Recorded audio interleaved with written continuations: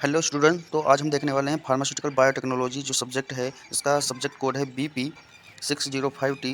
B pharma 6 semester का subject है students. तो उसके 10 शॉर्ट इंपॉर्टेंट क्वेश्चन को इस वीडियो में डिस्कस करने वाले हैं। तो बने रहिए अपने यूट्यूब चैनल फार्मा ट्विटर पर। अब देखते हैं अपना फर्स्ट क्वेश्चन। हमारा फर्स्ट क्वेश्चन क्या है? Explain restriction endonuclease. तो इंडोन्यूक्लियज जो एंजाइम होता है ना, उसको पूरा एक्सप्लेन करना है। तो देख लेते हैं कि इंडोन्यूक्लियज होता क्या है। Restriction endonuclease enzyme are also called molecular scissor. इसे का दूसरा नाम मोलिकुलर सीजर भी इसे कहते हैं। Are enzyme that cut DNA at specific sequence. They act like molecular tools allowing scientists to precisely manipulate and analyze DNA in genetic engineering। So student, अगर हम इसको वन वर्ड में बोलें तो साइंटिस्ट इसका हेल्प करते हैं कि जेनेटिक इंजीनियरिंग में एज अ डीएनए को ब्रेक डाउन करने के लिए। तो डीएनए को काटने के लिए, डीएनए के जो बॉन्ड होते हैं ना, उसको काटने के लिए ये रिस्ट्रक्शन इंडोन्यूक्लियज एंजाइम का यूज किया जाता है as a study of genetic engineering. देखते हैं नेक्स्ट क्वेश्चन क्या है। Define vector along with two example. तो वेक्टर को डिफाइन करना है विथ टू एग्जाम्पल के साथ। तो देख लेते हैं अपना। A vector is a DNA molecule. यह एक डीएनए मॉलिक्यूल ही होता है use to carry foreign DNA into a host cell. It's like a vehicle. यह एक व्हीकल लाइक होता है जो ट्रांसपोर्ट करने में हेल्प करता है, एज ए जेनेटिक मटेरियल को ट्रांसपोर्ट करने में हेल्प करता है। This allow scientist to manipulate and clone DNA sequence. जब क्लोन डीएनए बनाया जाता है ना, कि किसी जो डीएनए होता है ना, उसी की बिल्कुल कॉपी जब बनाई जाती है डीएनए की, तो उसमें जो यूज होता है वेक्टर, जो कि एज अ व्हीकल यूज होता है, ट्रांसपोर्ट करता है जेनेटिक मटेरियल को। तो जो एग्जांपल है, एग्जांपल देख लेते हैं। Example of vector include plasmid like BPR322 and bacterial artificial chromosome. ये दो एग्जांपल हो गए अपने वेक्टर के। अब देखते हैं नेक्स्ट जो क्वेश्चन है। Define monoclonal antibiotics. तो मोनोक्लोनल एंटीबायोटिक क्या होती हैं?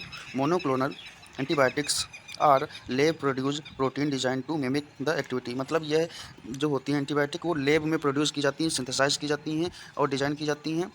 यह एक प्रोटीन लाइक होती हैं, बट एक्टिविटी जो उनकी होती है ना, सेम होती है एंटीबायोटिक की तरह। Of naturally occurring antibiotic in the body. जो नेचुरल अकरिंग होती है ना, नेचुरल एंटीबायोटिक होती है, उसी की तरह ये एंटीबायोटिक होती हैं। एक्शन भी सेम ही दिखाती हैं, बट ये लेब में सिंथेसाइज की जाती हैं, तो उसे मोनोक्लोनल एंटीबायोटिक कहते हैं। नेक्स्ट पॉइंट देखते हैं। They are all clone of one specific antibody, meaning they all recognise and bind to the same target antigen. और सेम ही टारगेट एंटीजन पर ये बाइंड होती हैं, सेम ही एक्शन देती हैं। और this makes them highly specific and effective for various application including treatment of disease like cancer and infection। और जितनी भी जैसे डिसीज़ हैं उनमें सेम एक्शन देंगी, सेम ट्रीटमेंट की तरह, मतलब कैंसर या फिर अदर इन्फेक्शन में भी वो यूज होंगी। नेक्स्ट क्वेश्चन देखते हैं। Write a note on DNA ligase. तो डीएनए लाइगेज एंजाइम जो होता है उसके बारे में नोट लिखना है। देखते हैं डीएनए लाइगेज होता क्या है। DNA ligase is a essential enzyme that join DNA fragment. वो जो था इंडोन्यूक्लियस जो एंजाइम था, वो तोड़ने में हेल्प करता था, फ्रेगमेंटेशन में, मतलब उसको तोड़ने में करता था। लेकिन ये क्या करता है? ज्वाइन करता है डीएनए को, के जो फ्रेगमेंट्स होते हैं ना, उनको जोड़ने में हेल्प करता है। DNA fragment together by catalysing the formation of a phosphodiesterase bond. जो फास्फोडाइस्टर बॉन्ड होते हैं ना, तो उनको ये जोड़ने में हेल्प करता है डीएनए लाइगेज एंजाइम। और जो डीएनए जो इंडोन्यूक्लियस एंजाइम था ना, वो तोड़ने में हेल्प करता था। To study of genetic engineering, मतलब जेनेटिक इंजीनियरिंग की स्टडी करने के लिए इन दोनों एंजाइम का यूज होता है, एक का तोड़ने में, एक का जोड़ने में। It play a crucial role in DNA replication, repair and recombination process. ये किस में हेल्प करता है? डीएनए रेप्लिकेशन में, रिपेयरिंग में एंड रिकॉम्बिनेशन प्रोसेस में ये जो डीएनए लाइगेज है एंजाइम, वो हेल्प करता है। DNA ligase also has application in molecular biology including cloning. Cloning में भी ये हेल्प करता है एंड जीन इंजीनियरिंग में, जेनेटिक इंजीनियरिंग में भी ये डीएनए लाइगेज जो एंजाइम है हेल्प करता है। दोनों एंजाइम सेम, मतलब हेल्प करते हैं, डीएनए इंडोन्यूक्लियेज भी और डीएनए लाइगेज एंजाइम भी। नेक्स्ट क्वेश्चन देखते हैं। Define cellular and humoral immunity. तो cellular and humoral immunity are two के component of the adaptive immune system. ये दोनों जो होती हैं, दोनों कंपोनेंट जो हैं एडेप्टिव इम्यून सिस्टम के ही पार्ट होते हैं। अब देख लेते हैं सेलुलर इम्यूनिटी क्या होती है। आ सेलुलर सेल मीडिएटेड इम्यूनिटी, इससे हम सेल मीडिएटेड इम्यूनिटी भी कहते हैं। इन्वॉल्व टी लिम्फोसाइट, और ये जो होती है इसमें टी लिम्फोसाइट्स इन्वॉल्व होती हैं, T cell that directly attack infected cell और एक्टिवेट अदर इम्यून सेल, और जो कि डायरेक्ट अटैक कर देती हैं इन्फेक्टेड सेल पर और एक्टिवेट कर देती हैं अदर इम्यून सेल को। तो ये इसमें जो सेलुलर इम्यूनिटी में टी लिम्फोसाइट्स जो होती हैं वो यूज की जाती हैं। और जो ह्यूमोरल इम्यूनिटी होती है उसमें क्या होता है, एंटीबॉडी मीडिएटेड इम्यूनिटी, इसे एंटीबॉडी मीडिएटेड इम्यूनिटी भी बोलते हैं। Involve B lymphocyte. और जो ह्यूमरल इम्यूनिटी होती है ना, उसमें बी लिम्फोसाइट्स का यूज होता है, that produce antibody which crucial in the body fluid and help neutralise pathogens और मार्क देम फॉर डिस्ट्रक्शन। तो इसमें जो ह्यूमोरल होता है ना, उसमें बी लिम्फोसाइट, और जो सेलुलर होता है उसमें टी लिम्फोसाइट्स होती हैं यूज। अब देखते हैं नेक्स्ट क्वेश्चन है, right the organism responsible for production of amylase and lipase. तो जो एमाइलेज और लाइपेज एंजाइम होता है ना, उसके ऑर्गेनाइजेशन में कौन सा रिस्पॉन्सिबल होता है, मतलब प्रोडक्शन में क्या रिस्पॉन्सिबल रहता है, ये काहे से बना होता है, एमाइलेज और लाइपेज एंजाइम कहाँ से सिंथेसाइज होता है, ये इसमें क्वेश्चन में पूछा गया है। तो सबसे पहले देख लें एमाइलेज। एमाइलेज जो एंजाइम होता है producing micro organism including various bacillus species. Bacteria से कौन कौन से बैक्टीरिया से ये फॉर्म होता है, बेसिलस लीचेनी फॉर्मिस और bacillus amyloliquefaciens as well as fungi. और जो फंगी से यूज हो मतलब बनता है वो कौन कौन से होते हैं, स्पर्जिलस ऑक्सीजी एंड स्पर्जिलस नाइगर। ये दो टाइप के जो फंगी हैं इनसे भी एमाइलेज एंजाइम बनता है, और ये दो बैक्टीरिया हैं उनसे भी एमाइलेज एंजाइम फॉर्म्ड होता है। अब देखते हैं लाइपेज एंजाइम कहाँ से फॉर्म्ड होता है, producing micro organism including bacteria like pseudomonas या फिर burke burkholderia and staphylococcus species and fungi. Fungi कौन कौन सी होती हैं, स्पर्जिलस एंड पेनिसिलियम स्पीसीज से भी लाइपेज बनता है। नेक्स्ट देखते हैं डिफाइंड बायो सेंसर्स। तो बायो सेंसर्स क्या होते हैं, ये एक तरह से ऐसे डिवाइस होते हैं स्टूडेंट्स, डिवाइस मान लो, वो जो बायोलॉजिकल रिस्पॉन्स है ना हमारी बॉडी में, तो उसको इलेक्ट्रिकल सिग्नल में कन्वर्ट कर देते हैं, और जिससे हम कोई भी जो एक्शन है उसको डिटेक्ट कर लेते हैं एज किसी भी इलेक्ट्रॉनिक डिवाइस में। तो हम डिफिनेशन देख लेते हैं। A biosensor is an analytical device containing a biological element and transducer.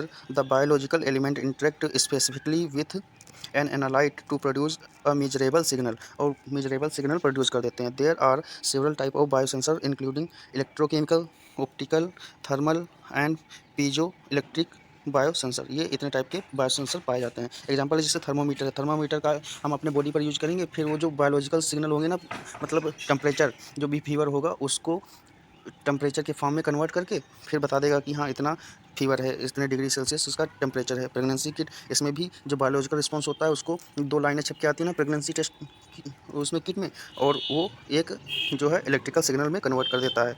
तो दो लाइनें बन के आ जाएंगी जिससे हम पता चल जाएगा कि ह्यूमन गोनेडोट्रोपिक जो हार्मोन होता है ना, वो यूरिन में प्रेजेंट है और ये जो प्रेगनेंसी कंज्यूम हुई है या नहीं। नेक्स्ट क्वेश्चन देखते हैं, write a note on transposons. तो transposable element also known as jumping genes, इसे हम क्या कहते हैं, एक जंपिंग जीन्स के नाम से भी जानते हैं। Are DNA sequence that move from one location on the genome to another, जो कि मूव होता है एक लोकेशन से दूसरी जीनोम की लोकेशन तक। तो transposons are found in both prokaryotic and eukaryotes, usually exist in large number within a genome. और ये जीनोम में पाया जाता है, और ये जो होते हैं ना प्रोकैरियोटिक और यूकैरियोटिक दोनों टाइप के सेल के जो जीनोम होते हैं उनमें दोनों टाइप के जीनोम में पाया जाता है। नेक्स्ट क्वेश्चन देख लेते हैं, right about storage condition of vaccine. तो वैक्सीन की स्टोरेज कंडीशन क्या होती है, कितने टेम्परेचर पर वो स्टोर किया जाता है, उसके बारे में लिखना है। Most vaccines called inactivate vaccine and live nasal spray influenza vaccine must be stored between 2 centigrade to 8 centigrade, मतलब 36 फ़ारेनहाइट टू 46 फ़ारेनहाइट तक उसका जो टेम्परेचर होता है उतना होना चाहिए। ये किसके लिए, स्प्रा इन्फ्लुएंजा वैक्सीन के लिए, which is the recommended refrigerated temperature. Next और लास्ट जो क्वेश्चन है वो क्या है, what is genetic engineering. Genetic engineering के बारे में लिखना है। तो genetic engineering is the process of directly altering the DNA makeup of an organism. This can involve changing a single base pair, और फिर है deleting a region of DNA or adding a new segment of DNA. In essence, it's the manipulating of genetic material to achieve desired trial of or characteristics in living organism. तो genetic engineering क्या होता है कि genetic material जो हमारा DNA और RNA है ना, उसमें छेड़छाड़ करके उसके जो बॉन्ड होते हैं उनको तोड़ करके दूसरे सीक्वेंस में उसको सेट करके फिर उसकी जो स्टडी की जाती है ना, तो उसे ही हम जेनेटिक इंजीनियरिंग कहते हैं। तो स्टूडेंट्स यहाँ पर हमारे जो 10 क्वेश्चन हैं इंपॉर्टेंट, ये कंप्लीट हो गए हैं, और इन 10 क्वेश्चन को अगर आप अच्छे से कर लेते हैं तो इसमें से ही मोस्टली क्वेश्चन पूछे जाएंगे नेक्स्ट आने वाले क्वेश्चन जो एग्ज़ाम है बी फार्मा 6 सेमेस्टर वालों का उसमें। तो thanks for watching this video, मिलते हैं नेक्स्ट वीडियो में।